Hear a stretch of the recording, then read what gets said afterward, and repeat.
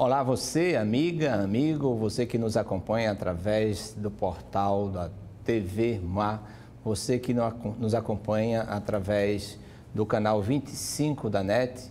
Mais uma vez estamos aqui com o nosso programa Medicina em Destaque. O programa hoje tem uma programação, tem uma temática muito especial para você. Vai falar um pouquinho sobre o seu coração, como é que está seu coração. Vamos falar um pouquinho sobre o infarto agudo de miocárdio, vamos falar um pouquinho sobre morte súbita e para isso nós temos dois convidados. A primeira convidada, ela é estudante de medicina da UNIT, presidente da Liga Acadêmica de Emergência Cardiovascular, a Laísa. Bom dia. Bom dia. Muito bem, bom dia. Como é que está você? Estou bem. E como é que está a vida acadêmica? Nos percalços da pandemia, mas está indo, graças a Deus. E por que essa atração, essa paquera com a cardiologia? Na verdade, eu não gostava de cardiologia. Eu entrei na faculdade querendo neuro, só que aí as oportunidades surgiram, conheci a liga que eu faço parte, e aí eu me encantei, e aí hoje é uma das especialidades que mais me atraem, na verdade. Isso. E como é que foi construída essa liga? O que é que ela se propõe hoje? Como é que, quantos ligantes estão presentes nessas atividades? Então, a liga foi construída em 2017 pela diretoria passada. Hoje em dia, ela só está composta por 10 integrantes. É uma liga que tem muita dinâmica, a gente tem muita aula externa em hospitais, acompanhando o nosso tutor, que é o Dr. Alfredo. A gente tem aulas também presenciais, só que deu uma parada por enquanto por causa da pandemia, mas é uma liga bastante dinâmica. A gente faz várias aulas de conscientização, campanhas, voltadas realmente para o público conhecer as patologias e como prevenção, na verdade. Vocês têm alguma programação a nível nacional, de encontros de cardiologia? Como é que... Participamos sempre de congressos nacionais, estaduais, regionais. Sempre tentamos levar trabalhos, pesquisas. Que maravilha! E você tem percebido, assim, um aumento científico dentro da cardiologia? O que é que tem crescido dentro de cardiologia? Você que agora está se banhando, se deliciando com esse, com esse encontro. O que é que você tem percebido em novidades que tem assim, feito da cardiologia um destaque? A gente tem visto muito procedimentos, medicamentos. O que é que tem crescido assim, dentro da cardiologia? Eu acho assim, que o maior crescimento é o conhecimento popular. Porque, assim, era uma área que eu acho muito restrita, as pessoas não conseguiam, generalizava tudo. E hoje em dia, assim, com um avanço da melhora da comunicação, as pessoas conseguem entender mais. E aí a gente tenta pesquisar mais para levar mais conhecimento para as pessoas de formas mais palpável, digamos assim, para a população leiga. E eu acho que é isso que mais cresce no momento. A gente vê, assim, vez por outra nas redes sociais, muitos especialistas falando de medidas preventivas das doenças cardiovasculares. Como acreditar, não é? Como você orienta, não é? Mesmo na sua formação acadêmica, os sites assim, que dão informações seguras sobre essas medidas preventivas de doenças cardiovasculares? Procurar sempre sites oficiais, né? A Sociedade Brasileira de Cardiologia tem seus anais, suas publicações. Então, se você vai no jornal da sociedade, revistas, publicações, você sempre vai ter uma fonte confiável, uma fonte segura. Isso. E nessas informações estão essas medidas preventivas para as doenças cardiovasculares. À luz dos atuais conhecimentos adquiridos por você, tanto na Liga como os seus grandes mestres, como o professor Alfredo. Que medidas preventivas nós poderíamos dizer assim para os nossos telespectadores são mais aconselháveis para evitar a doença do coração, o cardiovascular de uma forma geral? Sempre tentar levar uma vida mais saudável possível, né? Exercício físico, uma boa alimentação, estar sempre fazendo exame de rotina. Eu acho que é o básico para evitar qualquer doença do coração, né? Coronariana. Coronariana. Essas medidas preventivas, elas podem mudar de região para região? Hoje, quais os índices? O telespectador não vai exigir muito nem de mim nem de você, porque a nossa as nossas estatísticas, acontece muitas subnotificações, mas as doenças cardiovasculares estão mais presentes nas regiões de clima quente, na região de clima frio. Você tem algumas informações? Então, ela vai mais dependendo de sexo, etnia, se você é mais branco, se você é pardo, se você é preto. Então, ela vai de acordo com isso, entendeu? Então, tem que ter um cuidado. Às vezes, um homem tem que ter cuidado maior com uma patologia do que outra, ficar atento ao peso, à pressão arterial, sempre tá controlando, porque é mais assim, questão da etiologia é mais relacionada a homem, a indivíduos mais velhos.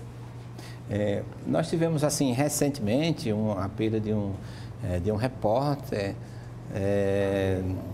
esportivo, né, como o Vanucci, e, assim, uma pessoa que foi uma referência sobre...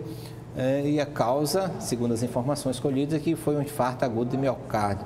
E quais são as principais patologias cardiovasculares hoje que nós poderíamos colocar num rol onde o telespectador pudesse tomar medidas assim mais cautelosas, mais seguras, né? Que patologias seriam essas? Além do infarto agudo do miocárdio, que outras patologias?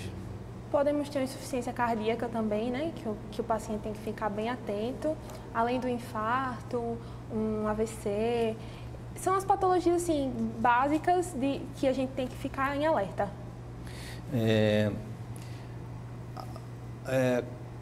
Estamos com o nosso outro convidado, o professor Alfredo Aurélio, que acaba de chegar aqui. Você vê a atividade acadêmica, né? Atividade profissional. São muitas atividades desses profissionais. Nós podemos dizer, assim, que o profissional em cardiologia ele deve sempre estar atualizado. Existem desculpas hoje para dizer assim, aquele profissional é competente, mas ele é competente até num determinado momento, mas ele não está se atualizando. Existem desculpas hoje para dizer bem assim, que é um profissional que não está atualizado? Então, toda e qualquer especialidade da medicina e de qualquer profissão, ela precisa se atualizar. Então, a gente sempre tem que buscar, indo para congressos, workshops, para sempre estar se atualizando, porque é muito importante a gente conhecer novas etiologias, novas patologias, novos desfechos, sempre vai ser importante. Professor Alfredo Aurélio, o que luz é esta assim, que você tem, né, para coordenar uma liga, né, onde tem ligantes a nível tão de destaque, né? Inclusive essa liga já teve prêmios, né, já recebeu prêmios. O que é que lhe traz assim de alegria, de luz em ser o tutor de uma liga, de uma referência tão eclética, tão competente como a nossa liga acadêmica de emergência cardiovascular aqui de Alagoas? Yes, bom dia, é um prazer sempre estar com você aqui, é uma honra a gente sempre poder participar com os seus telespectadores. A grande paixão de estar com estudantes é porque a gente aprende com eles, né? Essa é a verdade. A gente tem um pouco mais de experiência, mas essa contínua lidar com o aprendizado faz com que a gente viva sempre apaixonado pelo tema do aprendizado, né? E essas ligas, elas têm um papel hoje fundamental. Elas hoje estão se consolidando, não só a liga cardiovascular, mas todas as ligas acadêmicas estão se consolidando como um componente para a ciência, né? São as ligas que têm participações importantes nos congressos, os congressos de especialidade. Não há nenhuma especialidade que não prescinda das ligas acadêmicas hoje em dia.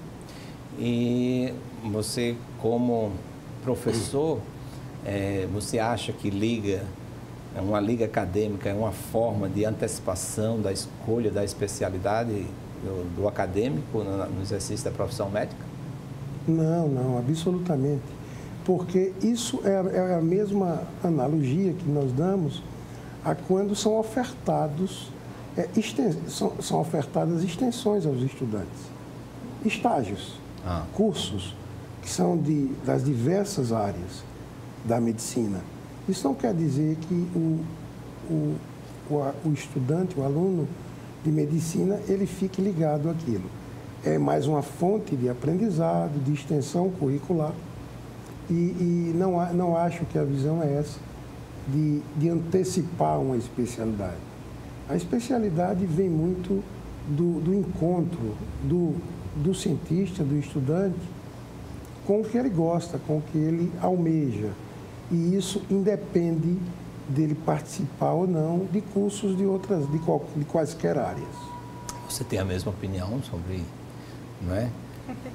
No mestre, de que não é uma antecipação, você disse que não gostava de cardiologia e de repente se viu atraída assim, por uma especialidade que exige muito. Eu sempre digo assim, eu sempre digo com a medicina legal, não basta você ser médico para ser cardiologista, não basta você ser médico para ser um cirurgião, não basta ser médico para ser um médico legista, né? Ser um legista. É necessário ter um plus, né? Uma paixão, um carinho muito especial, aquilo que você faz, dedicando horas e horas que não estão dentro da sua formação acadêmica. Eu acredito que participar de uma liga exige do ligante, exige daquele que escolhe um plus em carga horária, né? E isso, de como é feito, como é que um ligante pode dizer que pode subtrair da sua carga, que é tão exagerada, das suas atividades para se dedicar a uma liga? Então, eu acredito no que o Dr. Alfredo disse. Realmente a gente começa como uma extensão. Mas eu acho que quando a pessoa tem a paixão pelaquilo que está fazendo, acaba despertando o interesse de ser uma especialidade ou não. E sobre a carga horária, eu acredito assim muito, desde o começo da minha graduação, que eu tento distribuir o meu tempo para o máximo possível conseguir fazer as extensões, tanto da liga quanto de outros projetos que eu tenho extracurriculares, para que não fique uma carga muito pesada para a gente. Só que a liga consegue se moldar ao horário, a gente tem plantões com o Dr. Alfredo, participa de cirurgias, e a gente consegue moldar horários, faz rodízio, então fica uma coisa mais leve assim para a gente e a gente consegue fazer tudo de forma bem tranquila. Participação em congresso, nós já estávamos falando, é um destaque, inclusive, essa liga. Professor Alfredo Aurélio, nós falávamos aqui há pouco sobre as doenças que mais acometem o coração e, de uma forma geral, o sistema cardiovascular. Medidas preventivas que podem ser regionalizadas, podem ter influência também da profissão, da atividade, cor, etnia, não é? Se pergunta, existem assim uma liga de fazer um trabalho de extensão, levando à população conhecimentos, né, medidas que sejam, eu estava falando antes, que muitas vezes tem muitas informações na internet, etc. As referências são aqueles sites oficiais. Mas uma liga, o que uma liga pode fazer também dentro de uma instituição, né, a instituição de ensino, e dentro da sociedade, nas periferias? As ligas, elas estão com aptidão para esse tipo de ação. Necessita as academias utilizarem o potencial das ligas mais ainda, através dos seus tutores, né, os seus orientadores, e na área da cardiologia, a orientação dietética, a orientação de estilo de vida, isso pode ser feito de forma contínua a grupos da sociedade, idosos, indústrias, empresas. E essa liga, a Liga Acadêmica de Emergências Cardiovasculares, ela já faz esse trabalho. Vamos a empresas e nós damos as orientações científicas em relação à prevenção da doença cardiovascular. É mais uma questão do corpo acadêmico que gesta os cursos de medicina utilizarem não só essa liga, mas todas as outras, a de ginecologia e obstetrícia, que visam prevenção, a de urologia, a de neurologia, que visam a passar para a sociedade, porque universidade significa servir também à sociedade. Verdade. Passar para a sociedade esses caminhos do bem-estar psíquico e do corpo, né, da saúde em geral. Isso.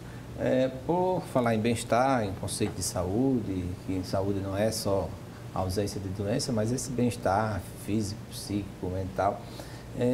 Sobre a hipertensão arterial, que é uma patologia mais comum dentro da cardiologia, o telespectador, o cidadão comum, ele deve pensar em hipertensão a partir dos 40 anos? Ou existe assim, uma forma de se inteirar de medidas preventivas para evitar esse mal que acredito que nas estatísticas é uma das patologias que mais acomete a população?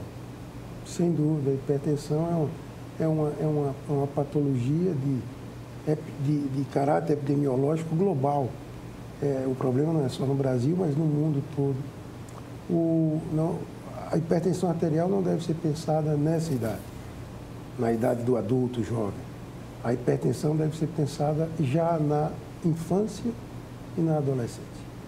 Nós estamos vendo em uma série de países que a hipertensão está crescendo em indivíduos adolescentes.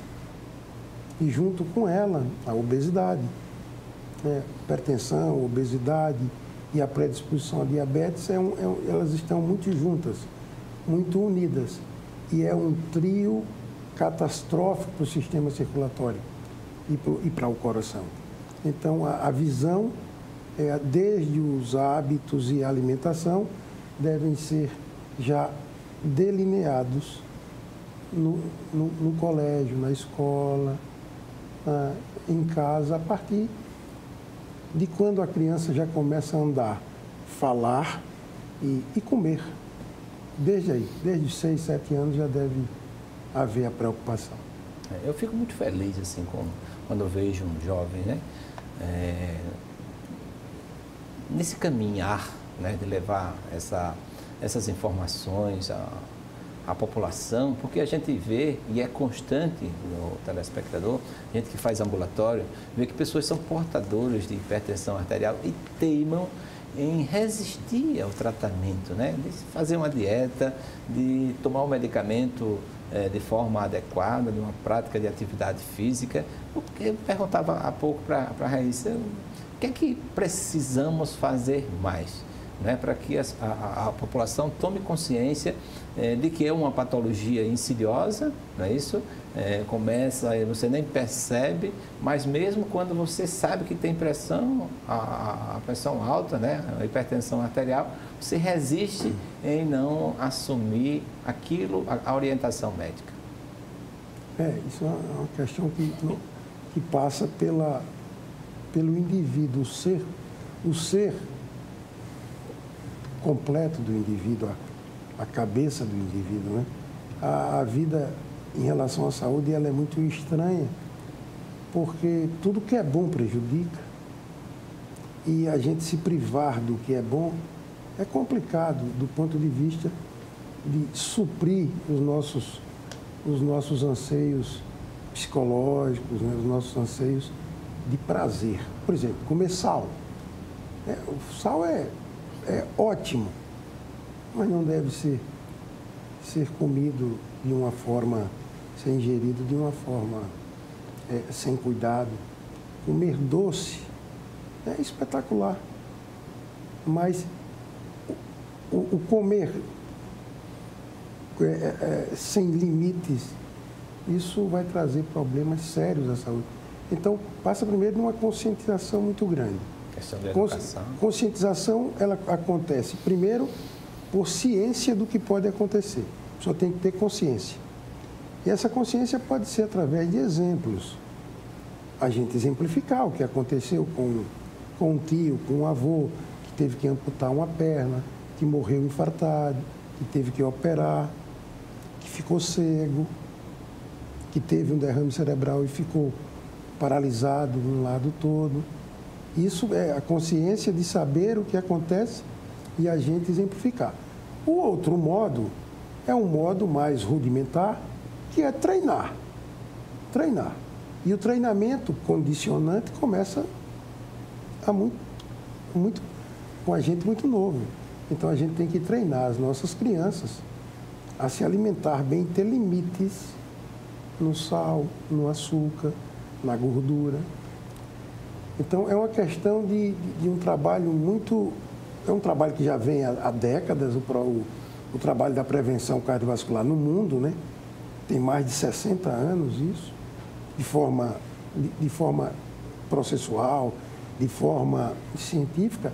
E o que a gente tem aqui é chegar a esses programas em escolas do ano primário, para poder conscientizar, condicionar o indivíduo a isso. Senão a gente vai ter crianças gordas, idosos doentes e mortos muito cedo. Existe uma pergunta aqui feita por um acadêmico lá da UNIT, que é o Gabriel Lessa. Ele faz uma pergunta, eu vou pedir para o Ziel colocar.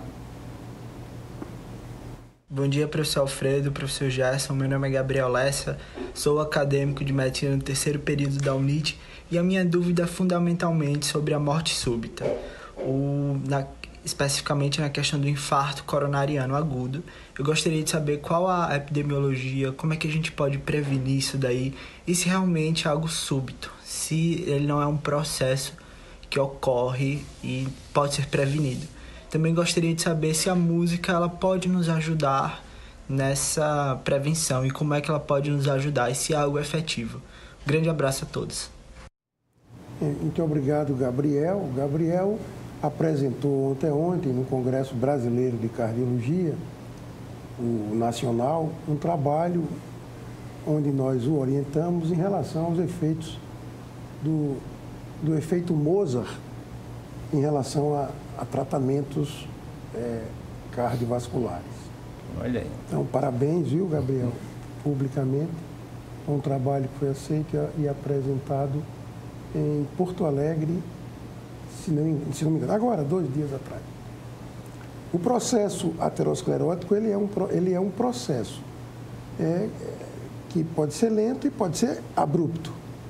Então, a morte súbita, ela tanto pode vir de um processo de obstrução das coronárias, que vai aumentando com o decorrer do crescimento da placa aterosclerótica, e pode ser também súbito por arritmias causadas por pequenos déficits de suprimento. Não precisa a artéria estar completamente obstruída para se ter um evento isquêmico agudo, por exemplo, um infarto. E a morte súbita, ela está ligada a essas duas coisas, ou a falta de sangue, ou a um efeito elétrico arritmogênico, onde causa a morte súbita cardíaca. Então, a prevenção, ela volta a ser a coisa mais importante, mas mesmo quem não tem processo aterosclerótico avançado ou em processo de aceleramento, pode morrer do coração. Algumas síndromes, por exemplo, a síndrome do coração partido, a síndrome recém-descoberta, ela pode fazer com que fortes emoções, o coração sinta essa carga por conta de taquicardia, devido à ansiedade e o momento que o indivíduo vive. E quando a gente faz o exame de imagem das artérias, a gente não vê obstrução nos grandes vasos.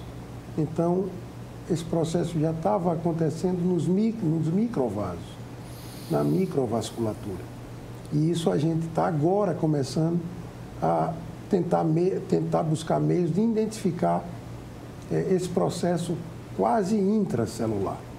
Então, Gabriel, o processo de prevenção para todos existe, para o magro, para o que não come gordura, o que não come sal, tem que manter-se sempre dentro da homeostase orgânica, do equilíbrio orgânico sobre todos os aspectos, mas pode ser também súbito, por conta dessas alterações ultramoleculares ou intracelulares, e pode levar a infarto, sim. E a sinfonia de Mozart pode contribuir no relaxamento, né, para que essas células não se contraiam tão rápido. Né? Que a gente controle o sistema circulatório, diminuindo níveis tensionais, fazendo efeito conjunto com as terapias medicamentosas, Isso, existe vários trabalhos já publicados sobre isso. E a gente aqui começou, através de uma revisão sistemática, através desse trabalho que o Gabriel apresentou a semana passada no Congresso Nacional, estamos começando a fazer um projeto onde vamos verificar se esse efeito musical, o efeito Mozart, porque usa precisamente a musicalidade e a produção do grande artista Mozart, nas grávidas, para ver se tenta haver algum efeito preventivos na doença hipertensiva específica da gravidez, as DEGs, que é muito frequente na população. O Gabriel é presidente da nossa Liga Acadêmica de Medicina Legal. Nós estamos aqui já elaborando uns 10 trabalhos para encaminhar para o Congresso. E sobre essa temática, morte súbita, poderíamos fazer um encontro dessas duas ligas de cardiologia e de medicina legal, certo? Nós perguntamos aqui sobre esses efeitos. Daqui a pouco eu vou perguntar sobre um projeto que o professor Alfredo Aurélio foi o grande. Nós dizemos que Hipócrates disse que medicina é a arte de curar, não é? Depois foi dito que medicina é a arte de prevenir.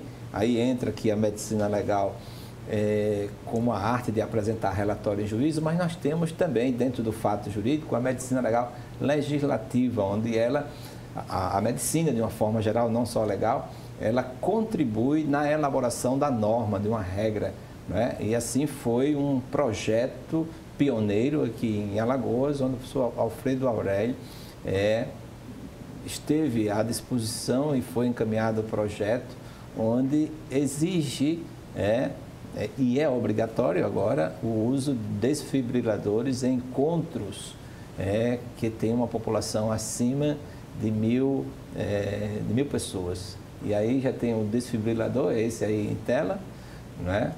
Então, o professor Alfredo Aurélio, com assim, a parceria com a Raíssa, você já conhecia a Raíssa, esse projeto? Sim, a gente já conhecia. É um projeto antigo, até com a própria Liga.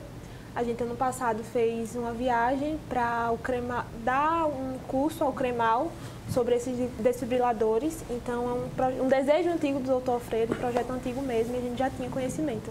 Obviamente, ele vai falar um pouco, mas no momento da aplicação dessa norma, dessa lei, existe a questão do treinamento, né? Então, os ligantes estão aí disponíveis para sair nas instituições, colégios, nos hotéis, para oferecer esse treinamento, não é isso? Exatamente. Nós estamos à disposição, vamos dar continuidade a esse projeto.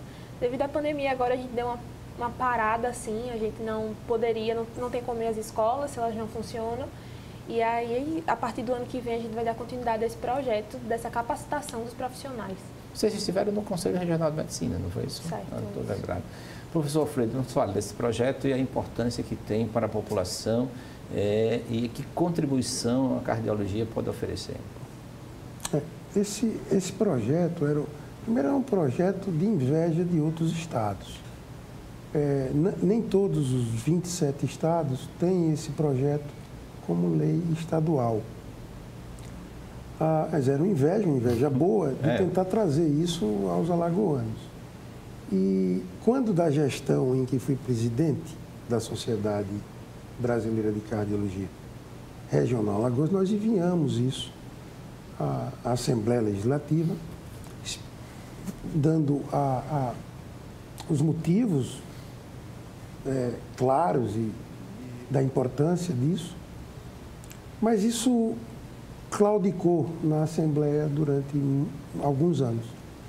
E agora, na última gestão do Dr. Edivaldo Xavier, em que fomos o superintendente, o diretor do FUNCO, que é a fundação que faz os programas de saúde ligados à Sociedade Brasileira de Cardiologia, nós pegamos o projeto de novo e entregamos a uma deputada, me permita citar o nome, que isso é uma ação, de extremo valor à sociedade alagoana, a deputada Ângela Garrote, que estudou com seus assessores, melhorou um pouco mais o nosso anteprojeto, né, que era um projeto antes dela, elas que são as legítimas para apresentar os projetos de lei.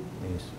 E é a sensibilidade, né, primeiro de ser mulher e de ser muito preocupada com a saúde dos seus munícipes e agora do povo alagoano. Ela levou a discussão no pleno da Assembleia e esse projeto foi passando comissão a comissão. E no mês do médico, agora em outubro, o governador Renan Filho, ele sancionou e a lei foi publicada no dia 14 de outubro de 2020 sobre o uso da obrigatoriedade dos locais que há um trânsito de 1.000 pessoas de se ter o desfibrilador elétrico automático ou desfibrilador externo automático. Isso foi um ganho, nem todos os estados têm no Brasil, alguns municípios têm, né? Mas para Alagoas, tendo no estado, uma lei estadual abrange os 92, 102, né? 92, chegou a... os 92 municípios de Alagoas, e que isso significa uma coisa só: salvar um bocado de vida.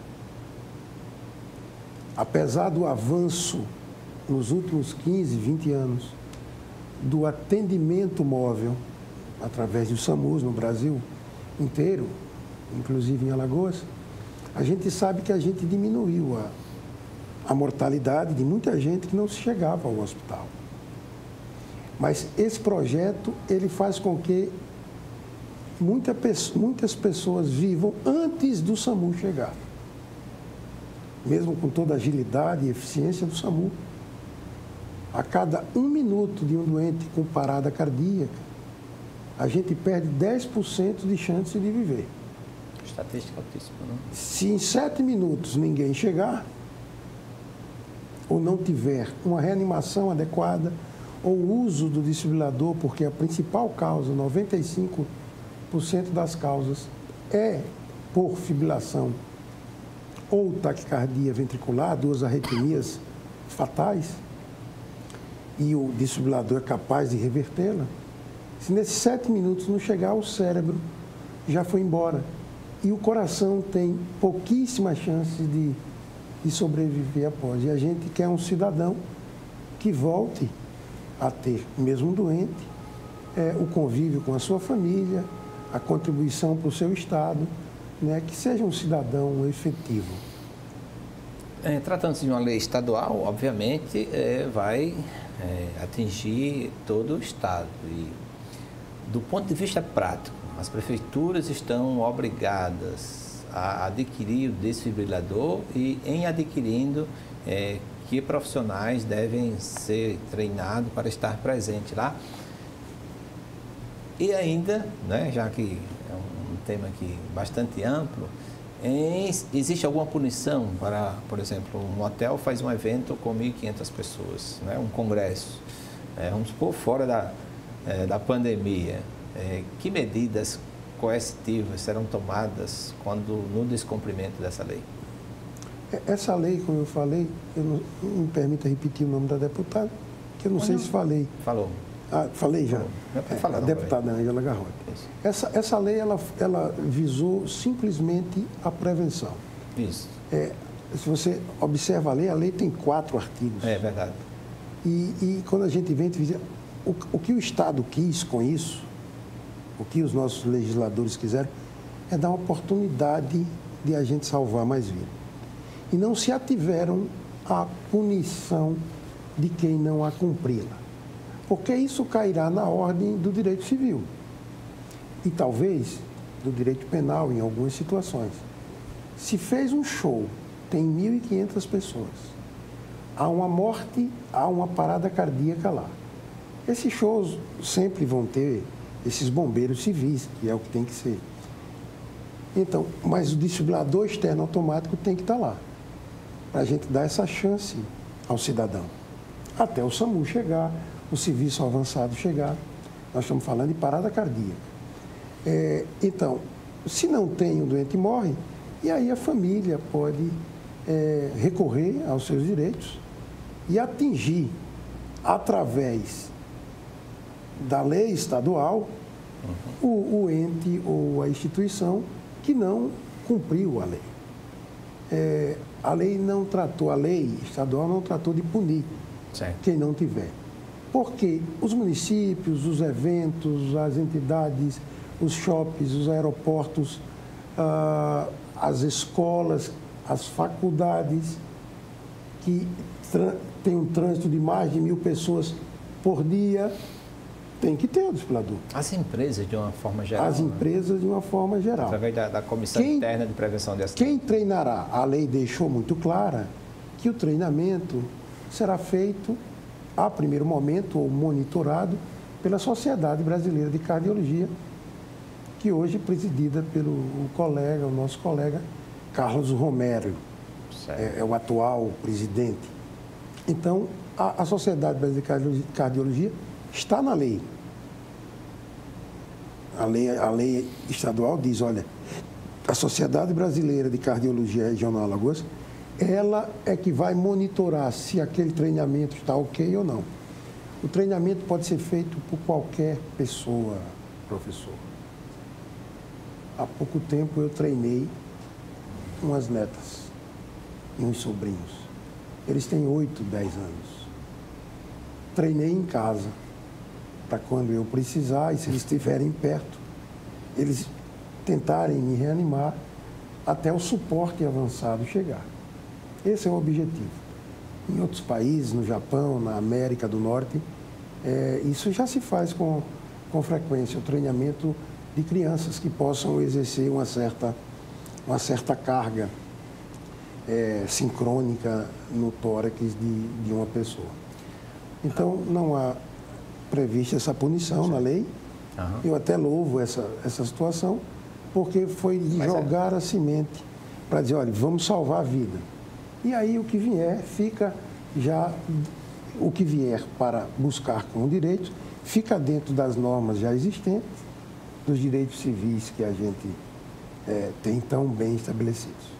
Raíssa Marques, a Liga, ela se dispõe, ou seja, o telespectador tem uma empresa, tem um hotel, ou uma empresa grande, um hospital que precisa, tem seu pessoal lá pronto, mas tem uma comissão interna de prevenção de acidente que quer treinar essas pessoas e é recomendável que pelo menos em cada plantão tenham 2 pessoas que estejam capacitadas para essa ressuscitação ou a utilização do desfibrilador.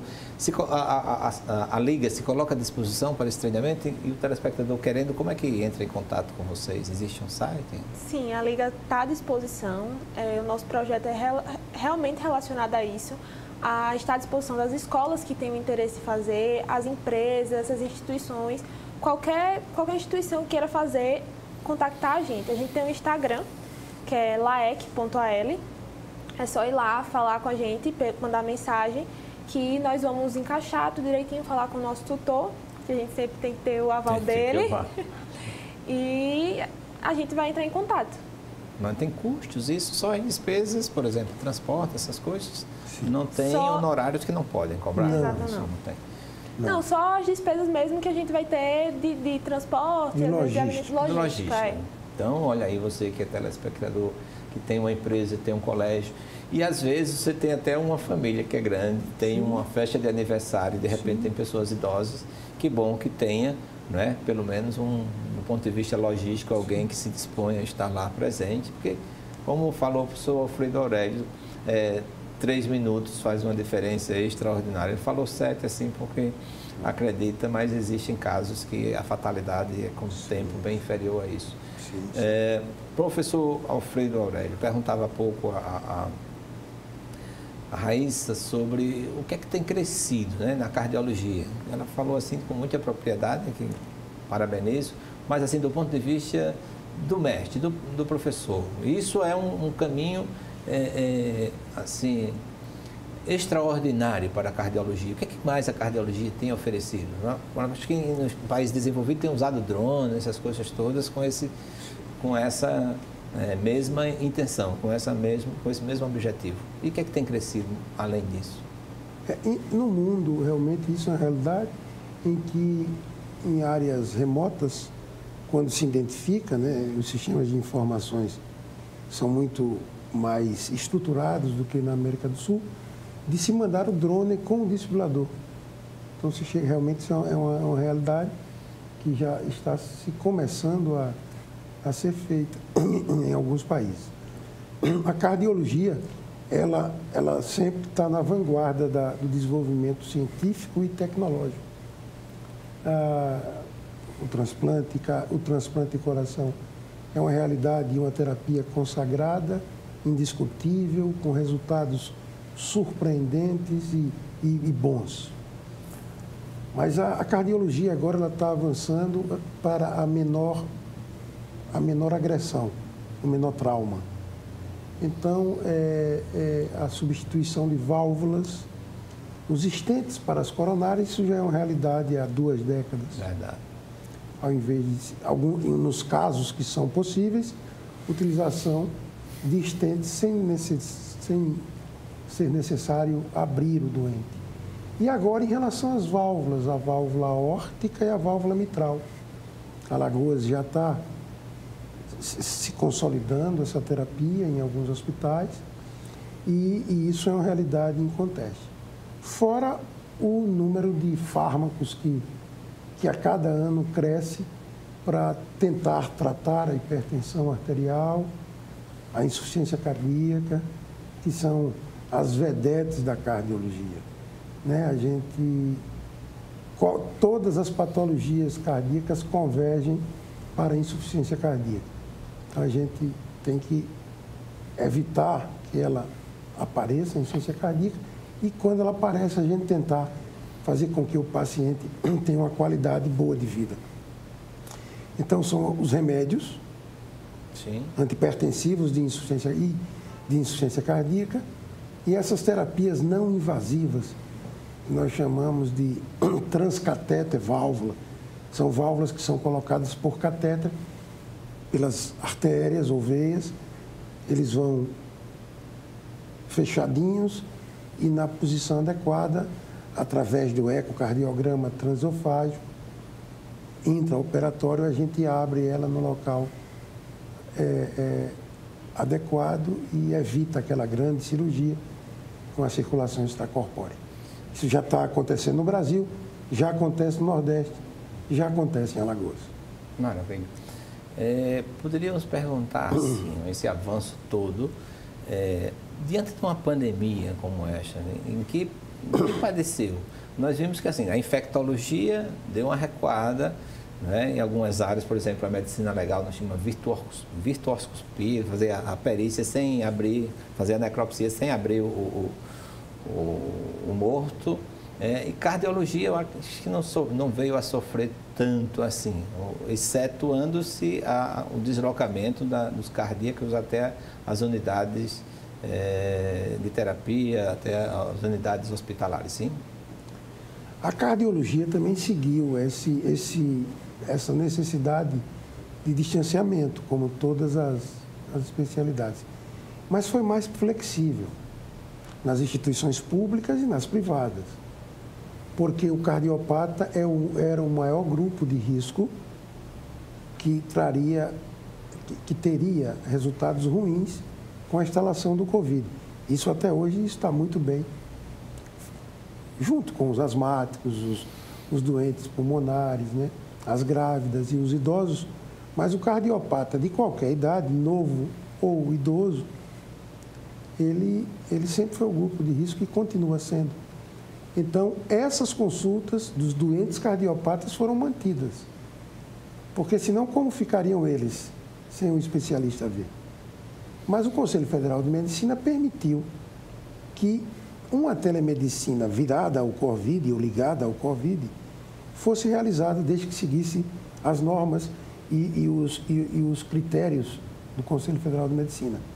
Muitos colegas fizeram esse atendimento de seguimento dos seus pacientes cardiopatas para orientá-los, principalmente sobre uma grande polêmica que ocorreu no início e no meio da pandemia, mas que hoje já está muito bem clara que não é para ser seguida, que é de se suspender alguns remédios para a hipertensão. Pensando eles que por ter mecanismos de ações próximo ao mecanismo de ação do COVID no organismo, né? Quando o COVID ele ataca um dos grandes sistemas circulatórios de manutenção, que é o sistema renina, angiotensina, aldosterona. Começa por receptores ali. E os principais remédios hoje antihipertensivos estão ligados a esse sistema. E correu-se no primeiro momento uma notícia, ou uma notícia não verdadeira, que temos que suspender.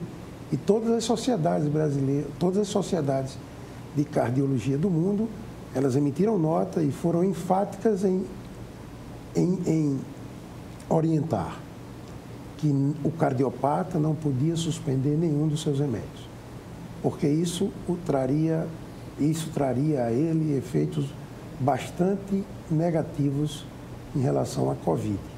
Então, a cardiologia também teve todos os seus cuidados de distanciamento e de prevenção, mas foi uma das especialidades que ficou atenta, tanto do ponto de vista de telemedicina ou a nível de ambulatório de atender os seus pacientes. E ficando atenta, uma pergunta para a Raíssa, né? Assim como acadêmico, houve assim, uma perda muito grande no aprendizado. Quando não foi possível o acadêmico na frente de uma pandemia, né? Eu estava dando aulas sobre violência contra a criança e adolescente na Liga há pouco dia. O pessoal ficou surpreso porque essa questão de infantaria era os exércitos colocavam as crianças na frente, mas não tem nada em se comparando com isso. Mas assim, em estando os acadêmicos distantes desse processo, né, houve uma perda de se adquirir conhecimentos assim, lamentável, né? Você não acha isso? Eu acho que ficou prejudicado sim, a gente sente até hoje, estamos voltando agora, o NIT mesmo voltou há pouco tempo.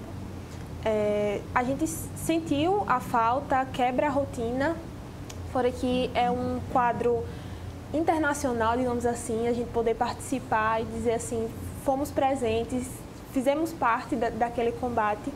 Mas assim, eu acho que fazer parte do combate não é só estar à frente, a gente se resguardando também é fazer parte desse combate. Mas sobre a perda, eu acho que com o tempo a gente vai conseguir superar isso, até porque nenhum conteúdo vai deixar de ser dado e a gente vai passar por todo o processo do mesmo jeito. Entendeu? Só a mesma rotina que mudou, deu uma quebradazinha assim de alguns meses, mas eu acho que daqui para frente vai ser só ganhos. Só ganhos. E assim, eu acho que o aprendizado foi para todos, né? Até porque não poderia colocar os jovens na frente, porque atrás do jovem tem os pais, os avós, que você também deve evitar esse contato. Professor Alfredo, o cardiopata, a população de uma forma geral, até não se assusta quando diz que você está com a pressão alta, até não se assusta que você teve um AVC transitório, mas o medo é de uma cirurgia. A que ponto a cirurgia cardíaca é inevitável, assim? Vai ter cirurgia? Não, a cirurgia, ela tem o seu lugar na cardiologia, onde os stents não conseguem resolver, onde as condições técnicas, as novas válvulas transcatéter não chegam, a cirurgia se mantém. A cirurgia tradicional de ter que abrir o peito, e aí as variações, a gente tem tendência a fazer cicatrizes menores, a terapia medicamentosa analgésica evoluiu bastante, e protocolos rígidos para se não ter dor. E então, o aceitamento da cirurgia é uma questão circunstancial. Vai ter doenças que só poderão ser tratadas com a cirurgia. E aí é inevitável quando chega a isso. Em Alagoas são muitos especialistas em cirurgia cardíaca e eles são extremamente competentes e atualizados para indicar a cirurgia quando tem a indicação devida. Quando se puder fazer o procedimento menos traumático, a gente faz, né? E a hipertensão é uma das causas que faz com que a gente precise operar, porque a hipertensão é a principal causa de infarto. Sim. O infarto pode ter complicações nas válvulas, no próprio músculo cardíaco e na aorta, que pode fazer com que a aorta se desestruture e não passe a funcionar. E essa desestruturação com delaminação das camadas da aorta pode levar a um processo muito trágico de morte, que são os chamados aneurismas aórticos. E esses casos são cirúrgicos na maioria das vezes. Não tem como... Quando o procedimento é não invasivo, ele não consegue, a cirurgia vai estar presente. De modo que, para os cirurgiões, eu digo, cirurgiões cardíacos, a cirurgia cardíaca ela é quase que eterna, ela não acaba. Não acaba. Até porque, você falando assim, me veio aqui o pensamento na cirurgia cardíaca intrauterina, uma comunicação entre átrios, uma comunicação, um CIA, um CIV, CIA. Mas, assim, quando é feito, se aqui já foi feito aqui em Alagoas? Não cirurgia ou procedimento intrauterino para uma cardiopatia congênita... Aqui... Só explicar um pouquinho para o telespectador, a cirurgia é feita o bebê ainda, né, o feto no útero, e tem, por exemplo, uma comunicação de um átrio com o outro, ou outra patologia, né, se procede feito com via vascular, né, e se é possível fazer também até com a histerotomia, via, é possível? Não. Essa técnica não é possível. Não é possível? Não. Primeiro que há Mas existem cirurgias neurológicas, né? No Brasil isso não está consolidado. Isso não existe. E no mundo são muito poucos casos e poucos centros que fazem o procedimento intracardíaco do bebê. Do bebê. Para enfatizar que não é da mãe. Isso. A mãe é normal, mas o bebê dela está se desenvolvendo uma cardiopatia congênita. Porque algumas cardiopatias congênitas, elas precisam se estabilizarem após o nascimento. Isso. Algumas alterações congênitas, nós até nascemos com ela. A persistência do canal arterial, um forame oval, a gente pode nascer e ele vai se fechar 48, 72 horas depois com a gente respirando. Isso é uma condição. Quando inicia a respiração, algumas patologias congênitas, elas vão se resolvendo pelo reinício da respiração, aumento da pressão arterial pulmonar. De modo que isso é uma coisa para o futuro, o diagnóstico intrauterino, isso é uma realidade. Realidade. Agora, o tratamento intrauterino, em Alagoas ainda não temos, e no Brasil isso não tem um centro que tenha essa especialização. Nós agradecemos ao professor Alfredo Aurélio Rosas e a Raíssa Marques. Né, pela sua presença aqui, pela desenvoltura com que esses acadêmicos, eu trouxe alguns aqui. Fica aqui a proposta para um encontro sobre mortes súbitas e os indicadores biológicos de sofrimento cardíaco que nós estamos levando para o Congresso quando o morto tem sofrido tortura, né, de como você chegar a esses indicadores biológicos, CPK, CPK-NB, etc. E tal. Então a gente agradece, professor Alfredo. Deixou assim 5 segundos para umas considerações, já recebi o tempo ali de terminado nosso programa. Nós que estamos lisonjeados da abertura de a gente poder falar sobre a Liga. Esse é interessante. E sobre esse projeto que em 2020 Alagoas ganhou, essa lei, a lei do uso obrigatório do desfibrilador em locais públicos com grande quantidade de pessoas transitando. Isso Alagoas ganhou. Agradeço pelo convite, na verdade, e espero que as pessoas tenham gostado também de conhecer a Liga, de conhecer os projetos do Dr. Alfredo. Obrigada. E a gente agradece a você, telespectador, que esteve conosco em mais um programa Medicina em Destaque. Então, na próxima semana estaremos aqui novamente com outros convidados à altura dos dois de hoje, o Dr. Alfredo e da Raíssa Marques. Um abraço para você e até a próxima semana.